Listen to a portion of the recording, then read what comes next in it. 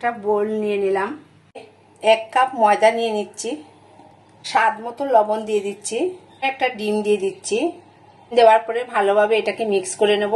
ময়দার সঙ্গে অল্প দুধ দিয়ে ব্যাটারটা তৈরি করব। এইভাবে করে ব্যাটারটা তৈরি করে নিচ্ছি। ভালো করে ফেটিয়ে নিচ্ছি যাতে লাম্পস না থাকে।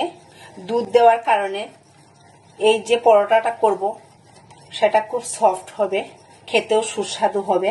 বেশি পাতলাও হয়নি, বেশি ঘনও হয়নি, মিডিয়াম ব্যাটারটা করে নিয়েছি। এবার সাইডে সরিয়ে রেখে দিচ্ছি। একটা বাটিতে 3টে ডিম ফেটিয়ে নিয়েছি। এবার দিয়ে দিচ্ছি গোলমরিচ পাউডার, মিক্স করে নেব।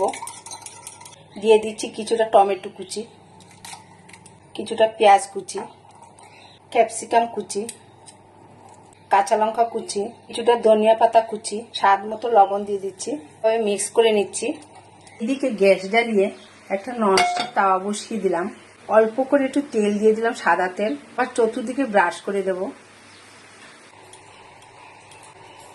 ব্যাটার থেকে 2 হাতা করে দিয়ে দেব এইভাবে করে।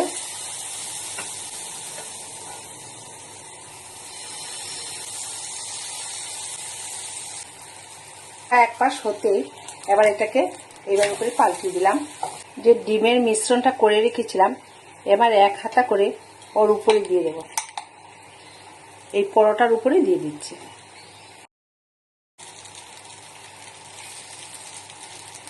আবার একটু চতুর্দিকে তেল ব্রাশ করে দেব। এভাবে করে গেছে, এবার পাল্টিয়ে দিচ্ছি। এই পাশেও আবার একটুখানি একটা দিয়ে দিচ্ছি।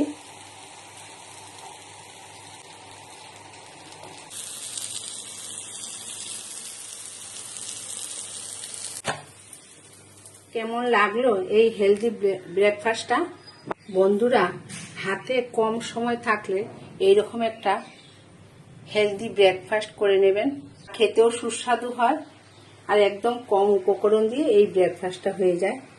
যদি ভালো লাগে একটা লাইক, কমেন্টস আর সাবস্ক্রাইব করতে ভুলবেন না।